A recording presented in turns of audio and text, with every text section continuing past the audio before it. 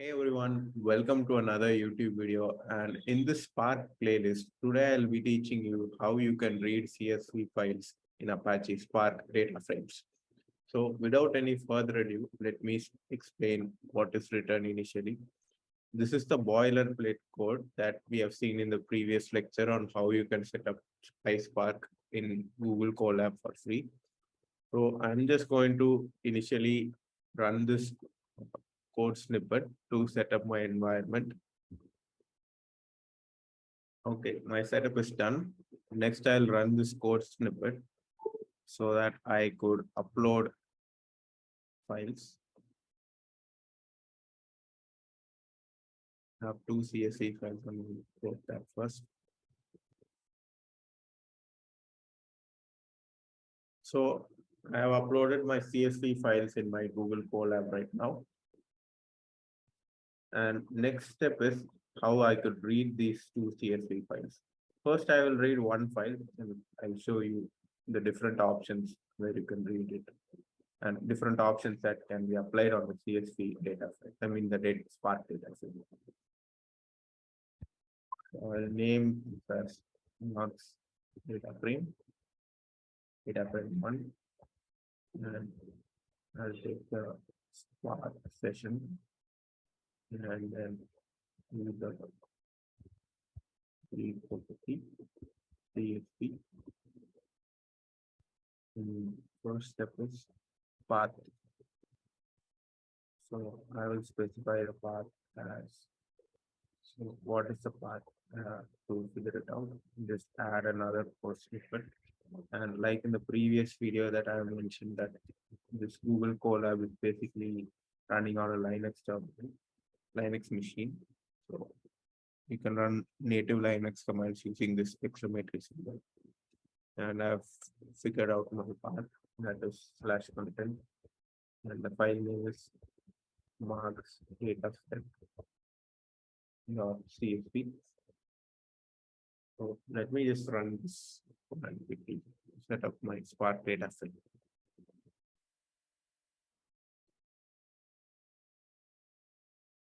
It is done. Add another code snippet. And how you could check whether your data frame data is loaded or not, you use the show command. It will show me the records in my data frame. So in my CSV file, originally I had like 10 records with one header, and header is name and physics, chemistry, and max.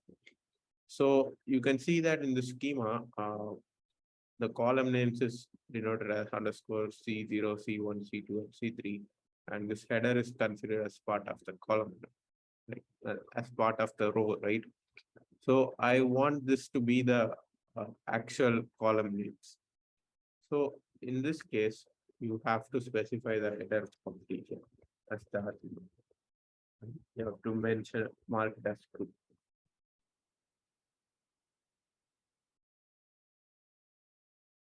Okay. Once that is done, we can see that our column names are the desired results. And next step is we need to check the data types of each of these columns. So that command is data frame dot prints.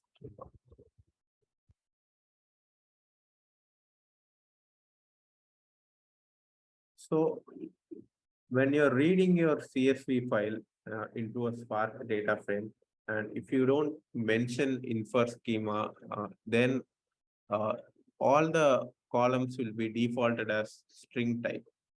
So for example, for physics, chemistry, and math, you can see that the data type is of float value. And if it is string, then we won't be able to do calculations or manipulations further on this data frame, right? So next step is put the infer schema property as true and then load it.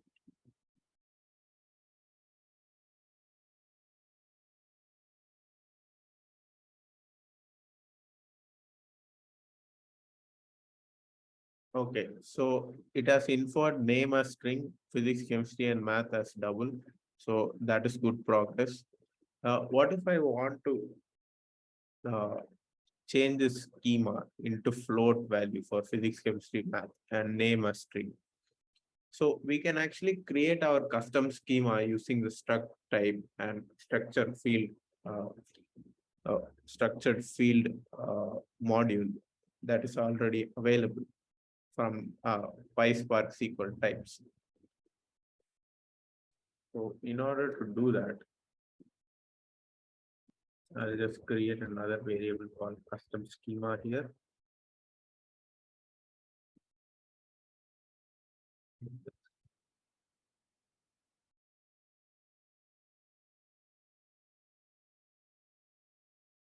I will take an array. So in this array, we have to pass the struct field.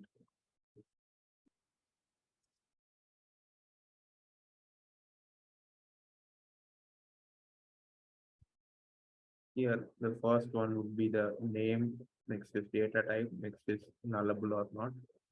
So first one is name. Name is the column name that we want specified here. And next one is the data type. So it is a string data type. String type.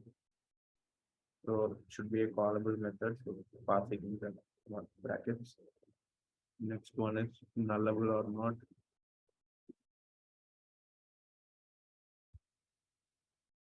That is not nullable. It's a mandatory field. So like this, we have to create for the remaining three fields as well.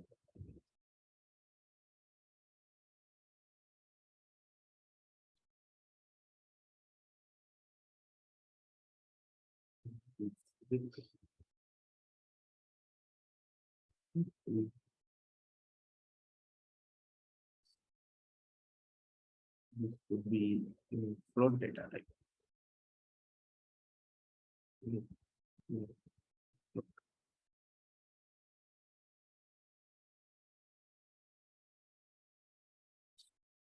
Okay, we have run this piece of code. Next, inside here, we could specify our schema.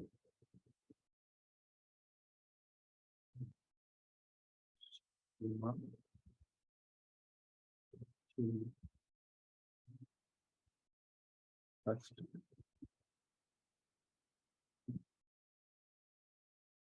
run this code.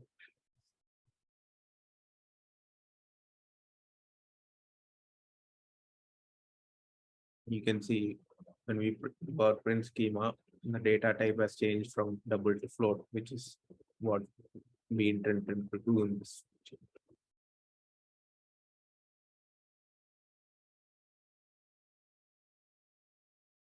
So let's say this would work for float.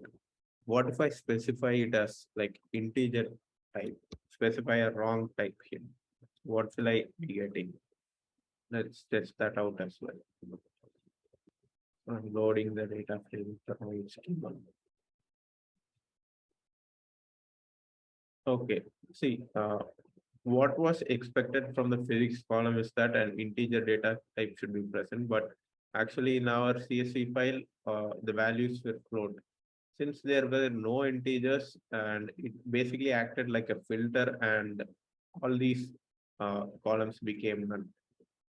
So that is one good pointer to remember that when you specify a schema and when you're reading CSV files.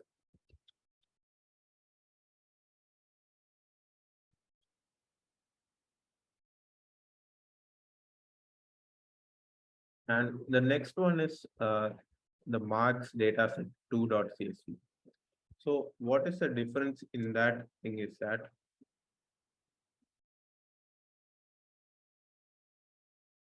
this is the marks dataset 2.csv. Here the delimiter or the separator is a colon instead of a comma. So how you can read such type of files? So there is actually a way where you can just specify the separator when you're reading the CSV file as well. You just copy this maths code. It's one data from code. Change it to 2. Let's just start with only header equal to 2. Run the code. Wait, RAM. Let's just show different. You can see that it became a single column and all the data sets have been loaded in the single thing.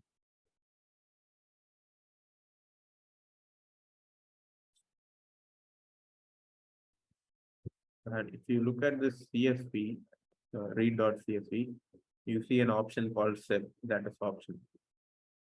So here you have to mention the separator if it's not a comma. Here you could mention the colon here. And now it's working.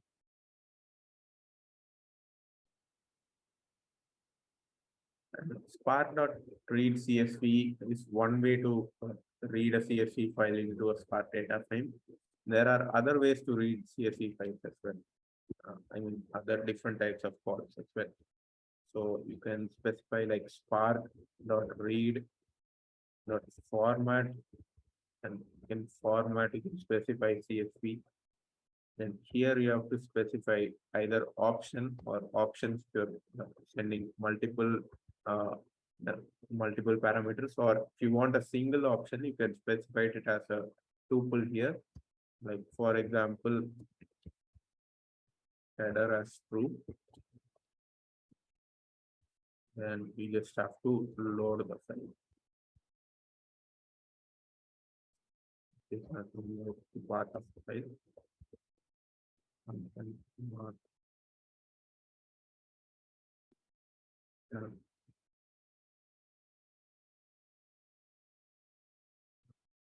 set CSV.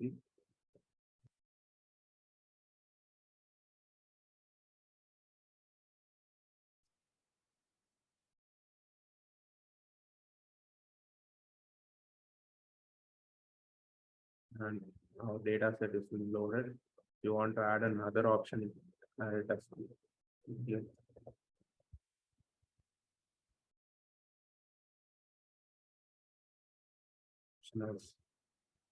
Yeah.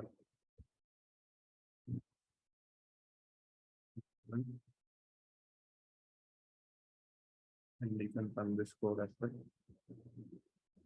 Instead of writing two options, you can just write it in a single line as well. The options method instead of the option method. How you can do this? Just that we go to options, and then here we just specify there are two and separate graph.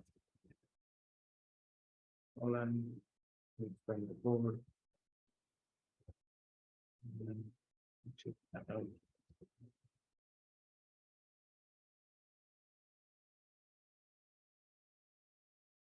Yep, that is also working. So yeah, these are the various ways where you can read CSV files into Spark data frames, and these are the common parameters that are required when you're reading CSV files. And in the next video, I'll talk about how you can read JSON files into Spark data frames. And in the further videos, we will be doing so much more advanced stuff like manipulation, aggregation, subquerying, and everything else that we can use to leverage our Spark Spark execution. And if you like this type of content, then do subscribe, like, share, and comment. And until the next video, catch you guys. Thank you.